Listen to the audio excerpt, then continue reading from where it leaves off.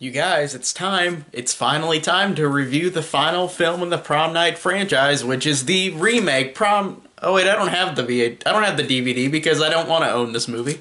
Um, Going into Prom Night the remake, rewatching it again, and can we really call this a remake? Because the only similarities between the two movies, the original 1980 Prom Night and this movie, the only similarities is that it's set on prom night. The actual plot does not even connect. It's not even the same type of plot. So this is called Prom Night, so it's a very, very, very loose remake because it has nothing to do with the plot except for it's on prom night, just like the original one. So yeah, this pseudo remake, I guess you could say, is not even trying to be like the original one, which I guess, even though this movie's really bad, I guess I can give it credit for not being the same plot. But this movie is genuinely one of the most cliched and one of the most terrible slasher movies I've ever seen. Now, overall, rewatching the Prom Night remake, there's a couple things about it that I do. There's a couple little moments in the movie and a couple little performances that I actually enjoy in this movie. So I think it's bad, but I don't think it's the worst thing ever. And I know people are going to be like, what are you talking about? It's the worst movie ever. I don't think so. And I'll give you my positives, so stay tuned. And there's not going to be many positives. There's only a couple. There's a moment at the beginning of the movie where Donna, Brittany Snow's character, is hiding in the beginning from the guy who, the teacher becomes obsessed with her, and he kills her family. And this is a really, really fantastic, 10 seconds of the movie where Donna goes home, sees everybody dead, she hides under her brother's bed, and then the guy... I forgot his name. He was so generic. But the guy who is the killer, who's obsessed with Donna, knocks down her mother to where her mother locks eyes with Donna under the bed, and they both give a really great, for a couple seconds, a really great moment of acting, of them looking at each other, the mom knowing she's going to die and she won't give up where her daughter is. That was a really great moment in this movie, and I don't care if this movie's really shitty, but that moment was really good, and I just sat there wow, that's a good moment in this turd. It's a really good moment. But no dialogue for her just looking at her mother right before her mother gets killed. That is a great moment. I love that moment in the movie, and it's only 15 seconds long, so it doesn't make the whole movie great, of course it doesn't. But I love that moment in the movie. And I also liked, even though she's in one scene, I liked how Ming-Na Wen was in this movie, who plays Mulan, and she was in I think ER, which I've never seen, but I've heard she's in it, and Agents of S.H.I.E.L.D. Ming-Na Wen, she's a great actress, and I really love her, and I love seeing her in this movie for one scene, the scene after, whenever she's the psychiatrist for Donna. I liked seeing Ming-Na, that's all, besides the fact, she was totally fine in her one scene in the movie. And I guess the biggest positive I can give this movie is that Brittany Snow, everybody says this too, Brittany Snow is the only memorable person in this movie, and I totally agree on that, because Ming-Na Wen is just a cool little cameo. That's cool to see her in the movie, and I liked her for a second she was in it. But Brittany Snow, out of all the characters in the movie, Brittany Snow is the most, it works because she's the main character, she's the final girl, but I do care for Brittany Snow's character, Donna. I liked how horrible of a tragedy this character goes through and is dealing with. And her performance in this movie is actually really great. It feels like she's really trying. Brittany Snow, I think, is really great in this movie. And also, I want to mention a little-known actor that has become big since this movie. Idris Elba's in this movie. And rewatching this movie, I totally forgot about that. He's this cop who is trying to, he knows about the teacher, crazy teacher who escaped, and he's on the guy's trail while he is killing people at prom. I liked Idris Elba. He's totally fine in this movie. He doesn't have much to work with, but neither did Brittany Snow, but they're both good. So I did like both of them. But those, I think, are my only positives. Literally, my only positives of the movie is that one moment at the beginning where the mother and her and Donna lock eyes with each other before the mother gets killed. That's a great moment. I like seeing Ming-Na win. I like seeing Idris Elba. Brittany Snow is good. But the rest of the movie is really, really awful. Like, it is the most generic and most cliched thing. One of the most generic and cliched things I've ever seen. Every line in this movie is so incredibly generic.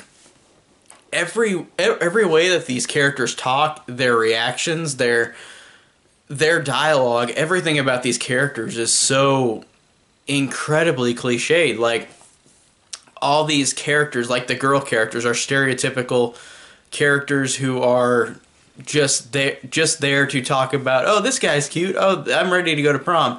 And then the guys' characters are only there to get in the girls' pants characters. Like, they're not anything besides that.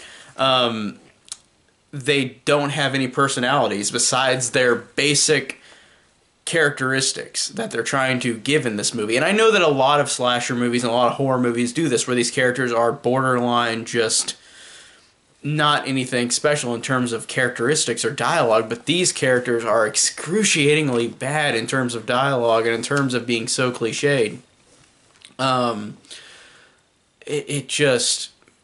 don't even know how to, like I can't think of any specific lines, but again, all of these teenager characters are literally, every line of dialogue, you know this is what they're going to say, you know this is again how they're going to act.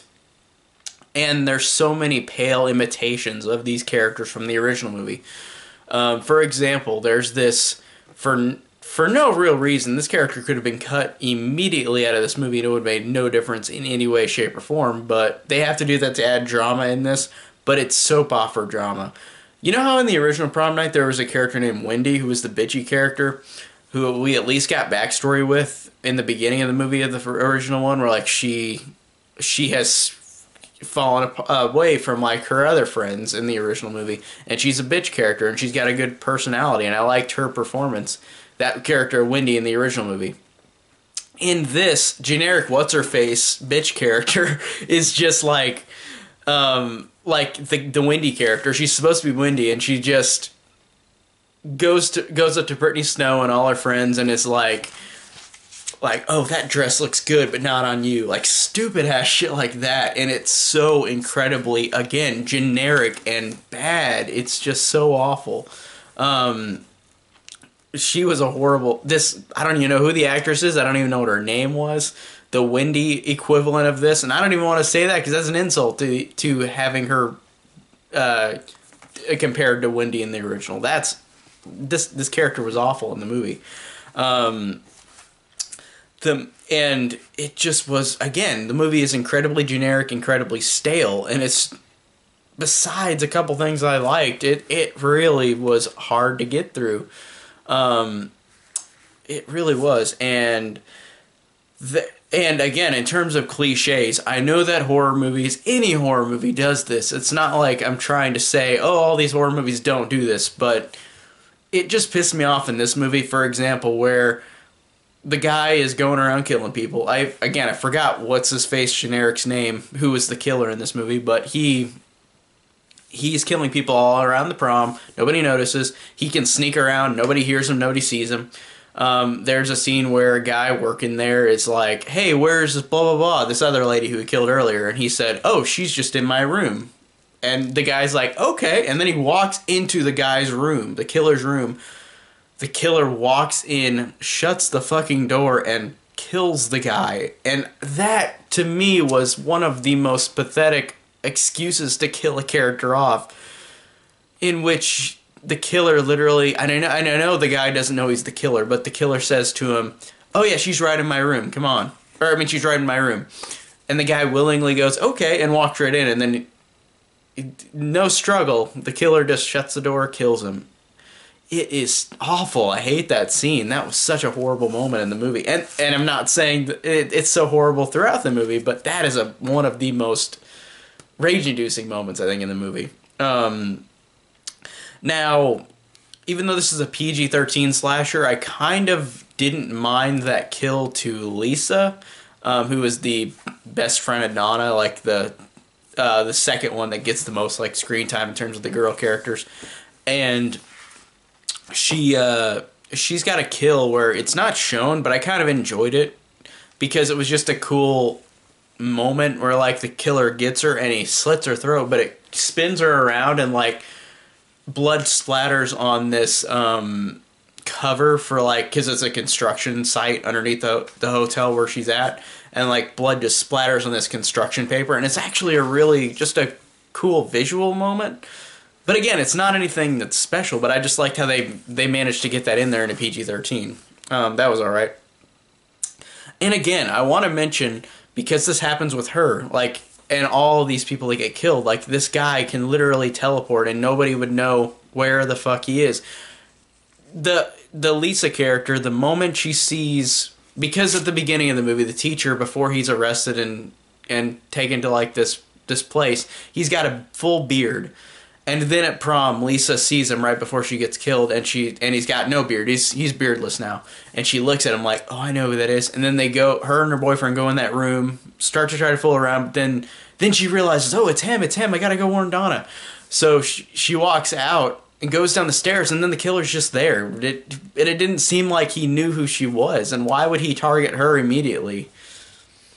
It's really dumb.